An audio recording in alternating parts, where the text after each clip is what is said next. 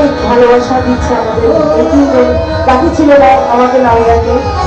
এই দিন কোনোদিনও শুরু হবে না, আমার মন থেকে আমি ল্যাংটা বাবার দরবারে দাঁড়িয়ে একটা কথা বলছি, এরকম লোক জীবনে পাওয়া খুব দায়।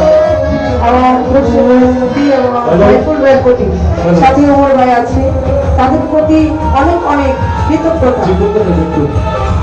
আমাদেরকে ভালোবাসে, ভালোবাসা দেয়। আশা করি এই ভালোবাসাটা যেন সারা জীবন থাকে, আর যদি না থাকে তাহলে দুর্ভাগ্য। ধন্যবাদ।